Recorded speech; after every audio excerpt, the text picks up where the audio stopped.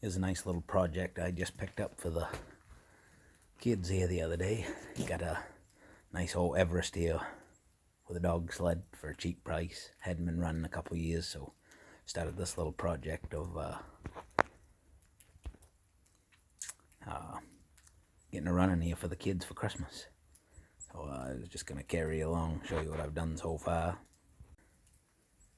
There she is, the old 1979 Everest 440 liquid cooled. She ain't in bad shape. Cowling's got a little rough spot right there. Windshield's all nice. She hasn't been running a couple years, like I said, but I got a tore apart here a little bit. I took the seat off. That's all nice over here. I did, just like all the forums said online, I did break one of the anchor bolts in the back, so I'll have to replace that. Took the gas tank off, drained that out. That was a pretty easy job. Once you get those seat bolts out, slide right out. Took the Mikuni Carb off. I'm taking that back to the house where it's warm to rebuild that. Bought all new fuel line. I'm going to replace all those. Like I said, it's got the 444 liquid cooled. These are 444 back there, 1979. So should be a sweet little sled once I get her all running back together here. We'll keep you posted as we go. She is electric start, the old girl, so I'm going to pop this old junky battery out of here. Take that out. Got a brand new one. I just filled it up full of acid. Got to put her on charge. And clean that carb up tonight. Throw a fresh battery in her, some fresh gas. Got some fresh plugs. I bought new fuel lines. I think I might replace them while I get everything apart. And I got a soft spot for the classics. Hopefully this is a good old girl, yeah. So we'll hopefully she's a real peach. Well, I just took the old plugs out of her. They were stuck in there in good shape. Been a while since they were out. But you can see that, but we got fire. That's a good sign. If we got fire, we just have to add fuel. I mean, I'm no snowmobile mechanic by any stretch of the imagination, but I figured I'd take on this little challenge. It's pretty easy stuff for a lot of the old snowmobile guys, but been reading lots of forums, watching lots of videos on YouTube, and hopefully we'll get this old girl running. Now that I got this seat out in the light, I was looking, see the anchor bolt there. That's still plenty good. The other one said it's a common problem having to take the seats off, and I was reading online that you break those. They're just a little T-bolt goes through from the inside, but noticing this plywood was pretty punky in places. Pretty good in the middle, but on the edges where it sits in there in the crevices, she's starting to rot. So I think I'm gonna, while I got this off, I'll replace that. New bolts. Probably paint this with some sealer or something. This is a little holes where the front clips, there's some front clips you just push against that go in there. And then the bolts just hold it in the back from sliding. I think I'll go ahead and replace that plywood while we got it out. Be a lot easier than having the stuffing flying everywhere once you get going. Also, I noticed this ground wire that was hooked to the chassis of the sled's pretty rough. I'll replace that. Check this bulb out while I got the seat off. All this stuff's easy and cheap to change, so I think it's a good time to change it while it's all apart, because I won't want to do it later on. So while I'm doing this project, we're just gonna do it the best I can, and we'll go ahead and replace this. Gotta go over here. Here's our Mikuni Carburetor. I believe it is a VM 35150, I believe, was on this 444 Everest. So I'm going to break this all down, clean it up nice, take all the jets and needle valves and floats, make sure everything's looking nice and pretty in there. See, there's a nice mosquito down there in the bottom of it. He probably wouldn't go through a jet hole very good, so good thing we tore it apart. I haven't even tried to start this slide. I just decided to go right through it before I started it up. So keep moving forward. If you look up at the cards right here on the top of the screen, you'll see that I'm going to put a couple videos on there that was real helpful. There was a homesteader, I'm not even sure where he is, I think someplace up in Canada. He works on these old sleds all the time. He had some good videos. Then there was another nice video, 4-part series on these carburetors here, these VM carburetors. And he takes you through step by step how to rebuild them, clean them, how they work. It's very interesting for somebody that doesn't really. They use these carburetors on a ton of different things apparently. Snowmobiles, lawnmowers, all kinds of different small engines. So it was interesting to see what it was all about. I'll go ahead and put those up above here so you guys can check them out. Alright, I took the float bowl off. There's a little bit of crud in there. You can see the 2 floats. I haven't cleaned this up yet. I'm going to give her a little wash job. See the old floats in there. This isn't definitely not a how-to video. Just kind of a log of a project I'm working on. So I found a little punch. I'm going to knock this little pin out. Runs our actuator for a needle valve in there. Controls the fuel of the carburetor. Take that needle valve out. Inspect it. See if it needs to be replaced or clean. Take that jet out there. Clean that. Spray it all down with some carb cleaner. Take the and we're going to take these, I think there's, yeah, there it is. Spin it over. Oh, wrong side. Going to take this little jet too. I can't remember if this is what they call the pilot jet or the air jet, but either way, I'm going to take it off and clean it. I didn't bring my schematics. And I believe that one is bottomed out. You don't have to check the adjustment on it, but this one over here I'll have to screw in all the way and count my turns so that when I replace it I can screw it in all the way, then back out that many turns, and then we'll be the same place we left off. Or I may end up looking in the manual I got that I downloaded offline for these Mikunis and setting it back to factory specs and starting from there, because I'm not sure what condition this machine was running before. So that's what we're going to do next. One little tip I did pick up with these, I knocked the pin out of that actuator. So the floats just hit this. She goes up and down and opens up and closes the needle valve, allowing the amount of fuel you need.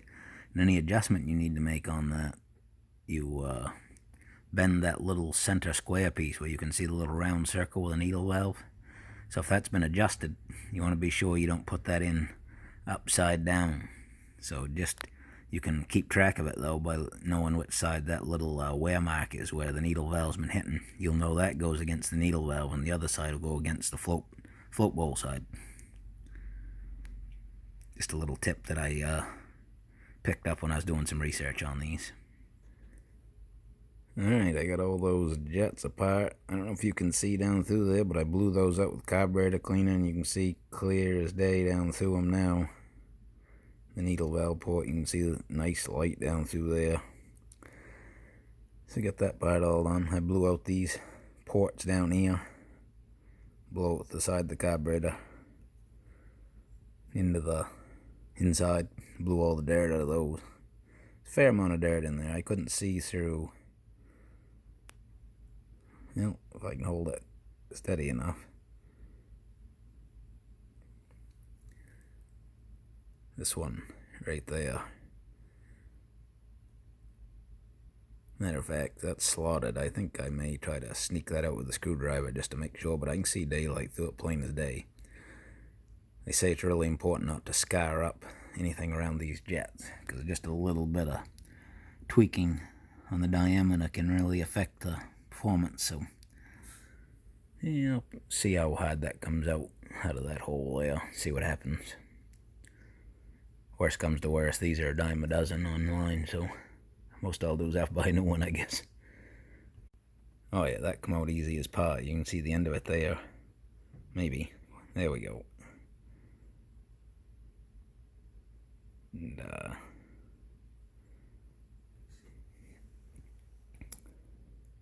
There we go. See all the holes? I blew that all out with carburetor cleaner. I'm going to put that one right back in though here. I don't want to get too many parts laid out here without my manual, even though I got them all laid out in order. I'll start with putting that one back in. Oh, I still got these jets on the side. I'll do those first so I don't blow dirt backwards somehow back into what I've just cleaned. So we'll do that next. I'm going to take this port out. I don't know if you can see, but I scratched the casing right down in here that matches up with the slot on the screw. So I know exactly where it goes, but I'm going to take a flat tip screwdriver, or the regular screwdriver, some people call it. I don't know if I can do this one-handed or not, but I should have brought a tripod with me.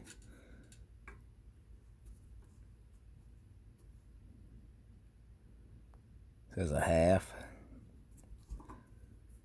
1,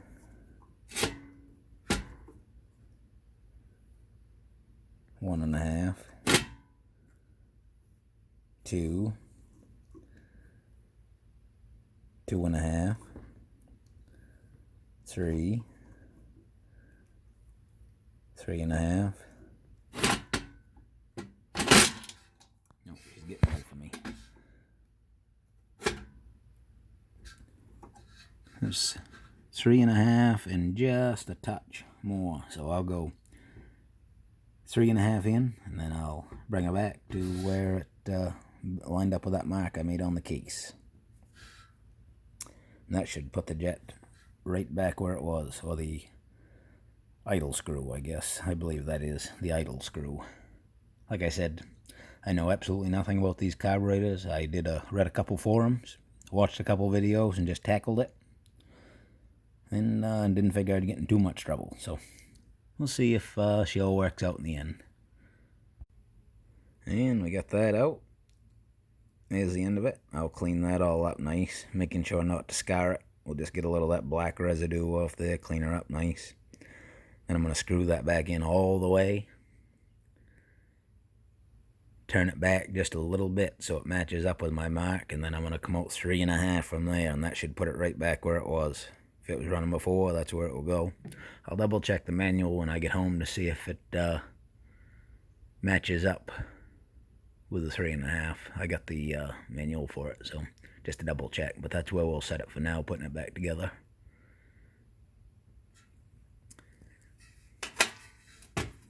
Next thing we're going to check is this little jewel over here. I believe this is called the pilot jet, but you guys can double correct me if I'm wrong.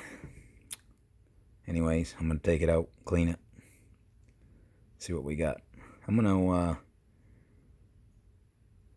I can't remember now if this one has to be set at a certain position or not, so I'll try tightening it first, see if it moves any, see if it needs to be adjusted to a certain spot. If it doesn't, if it's tight, then I'll just back it out all the way. So, that's what I'm going to do next. So, I got that jet out. That was an adjustable jet. So I made a mark on the case like I did on the first one. And I went in about 1 3/4 turns. So I'll set it the same place. When I clean it all up here, I will screw it in all the way, bring it back 1 3/4 turns, and we'll be right back where we started. So I believe, if my memory is correct, I've taken everything out of this that I need to take out to clean it. Now I'm just going to spray this whole body down, spray out every port, clean her up real nice, wipe her out, careful not to scar anything, and see if I can remember how to put everything back in it. That'll be the tricky. But I think it's pretty straightforward. I don't think I should mess it up too bad, but we'll give her a go. I'll give her a clean in here. I don't want to get carburetor cleaner all over the camera here, so I'll clean her up and put her back together, and I'll see how things work. Well, there she is, all put back together. I wanted to replace these two overflow lines.